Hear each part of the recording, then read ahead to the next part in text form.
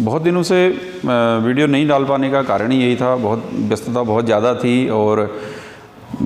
इस तरह का सेटिंग वेटिंग में काफ़ी सारा समय लगता है और कुछ हद तक ये भी था कि हम अपने आप से इस चीज़ को ये प्लांट सेटअप करवा रहे हैं, तो जहाँ से दो पैसे की बचत हो सके तो वो भी कोशिश कर रहे थे कि अपने आप से बनवा रहे हैं, डिज़ाइन खुद किया हुआ है, मशीनें खुद बनवाई हैं, तो उसमें थोड़ा समय लगता है और वो लग रहा है सेटिंग वेटिंग अभी कर रहे हैं, तो फरवरी पहले हफ्ते में हम लोग मार्केट में अवेलेबल हो जाएंगे धिनाली प्रोडक्ट को लेकर के, धिनाली ब्रांड के साथ। तो धिनाली के ऊपर जो बात हो रही थी, धिनाली क्या है आखिर? धिनाली हमारा एक कुमाऊँ, जो उत्तराखंड का कुमाऊँ क्षेत्र है, यहाँ पर बड़ा प्रचलित शब्द है। यहाँ पर हर कोई बच्चा जानता है कि अगर धिनाली के बारे में बात हो रही है तो वो कहीं ना कहीं पशुपालन और दूध दही से जुड़ा हुआ कोई बात हो रही है। तो जैसे कुशलछेम भी अगर यहाँ पर पूछी जाती है तो यही कहा जाता है कि धिनाई की छू, धिनाइल की छू, और कहीं पे इसको ढिनाई भी बोलते हैं, लेकिन कोई एक कॉमन नाम जो है धिनाली है। और धिनाली हमारे लाइफस्टाइल का, हमारी जीवन शैली का एक हिस्सा है और आज से नहीं, सदियों से, जब से पहाड़ की संस्कृति चल रही है, पहाड़ पे जो जीवन यापन हो रहा है बिना धिनाली के, तो पहले इसकी कल्पना भी करना बड़ा वो रहता था। तो इसी धिनाली शब्द पे एक हमारे मित्र हैं कुमाऊँ में, खंतोली एक गांव पड़ता है बागेश्वर ज़िले में, वहाँ के विनोद पंत जी हैं, बहुत अच्छे साहित्यकार हैं, व्यंगकार हैं, कुमाऊँ में साहित्य लिखते हैं, कुमाऊनी में, और हिंदी में भी साहित्य लिखते हैं। तो विनोद पंत जी से मेरा एक आग्रह मैंने उसमें किया था उनसे कि आप धिनाली के ऊपर एक विस्तृत आलेख एक उनसे लिखने के लिए, क्योंकि उनकी बहुत अच्छी गहरी समझ है इस पहाड़ की, हर एक चीज़ पे उनकी बड़ी अच्छी पकड़ है और वो बहुत अच्छी जानकारियाँ भी रखते हैं और साहित्यकार हैं, तो उनको शब्दों में पिरोना उनकी कला है। तो बहुत एक बड़ा विस्तार से उन्होंने एक धिनाली के ऊपर एक लेख लिखा हुआ है, मैं डिस्क्रिप्शन में इसका लिंक डाल दूँगा, आप उसमें धिनाली से अगर फेसबुक पर सर्च करेंगे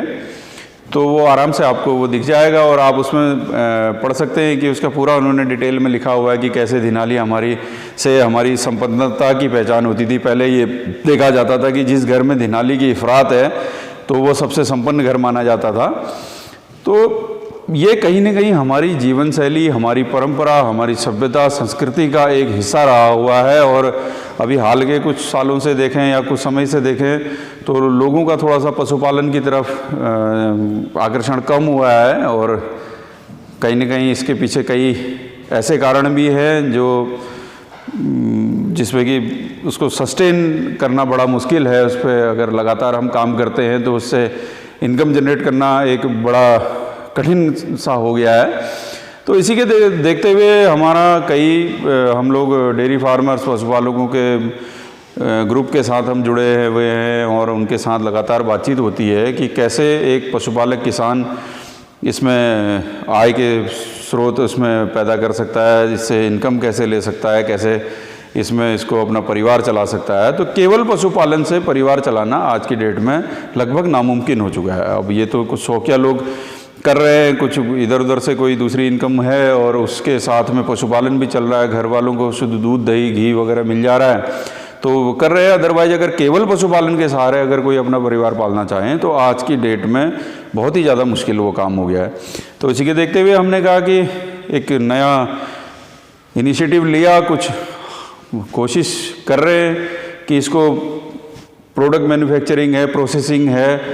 और उसके आगे मार्केटिंग वगैरह, इस पर भी जब हम आएंगे तभी इसमें कुछ हम लाभ इसमें ले पाएंगे, क्योंकि केवल दूध पैदा करके और सीधे दूध को किसी कंपनी को बेचने से कभी कोई लाभ होने वाला है नहीं। तो एक कोशिश हमने की है और अपने साथ में जो और लोग कर रहे हैं, केवल अपने स्टेट में ही नहीं, हम तो बाहर भी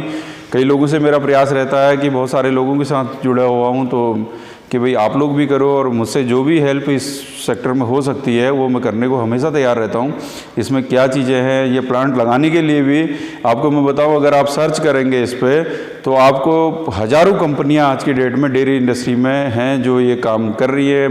प्लांट मैन्युफैक्चरिंग कर रही है, ये सारा सेटअप वगैरह बना के देती हैं। लेकिन होता क्या है कि वहाँ भी वही है, हर पेशे में, हर धंधे में, हर व्यवसाय में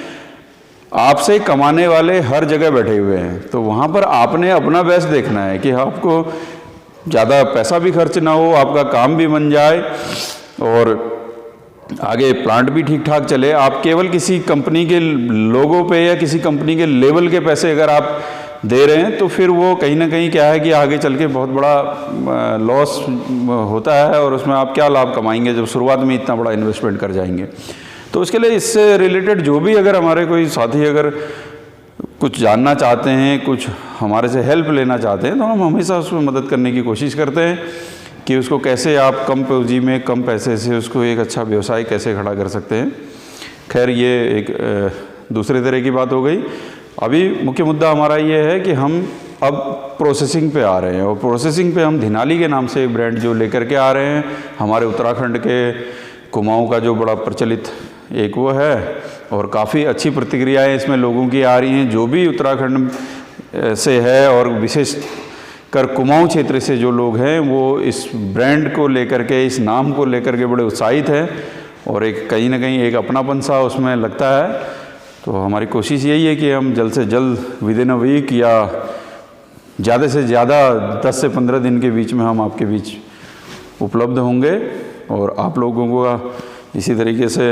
अगर साथ बना रहेगा तो ज़रूर हम उसमें प्रोग्रेस भी करेंगे। और बाकी और लोग भी अगर इसमें जुड़ के करना चाहें या इससे रिलेटेड अगर अपना कोई व्यवसाय करना चाहते हैं तो उसके लिए भी हम हमेशा मदद करने को तैयार रहते हैं। तो आज के लिए बस इतना ही। फिर फुर्सत होगी तो फिर आपको आगे कैसे कैसे इसमें प्रोसेस होगी, जब इसमें दूध चलेगा और कैसे प्रोडक्ट बनाए जाते हैं, क्या किया जाता है। हालांकि YouTube पे बहुत सारे वीडियोस इसके हैं, लेकिन हमारी भी कोशिश होगी कि एक पशुपालक, एक गाय भैंस पालने वाला एक किसान अगर ये कर सकता है तो आप लोग भी कर सकते हैं। अगर इसको व्यावसायिक दृष्टि से अगर आप देखते हैं तो उसके लिए भी आप कीजिए, और उस तरीके से ही आपको बताने का प्रयास किया जाएगा। तो बने रहिए हमारे साथ। तब तक के लिए अगला वीडियो कोशिश करेंगे जल्दी लाएं। नमस्कार।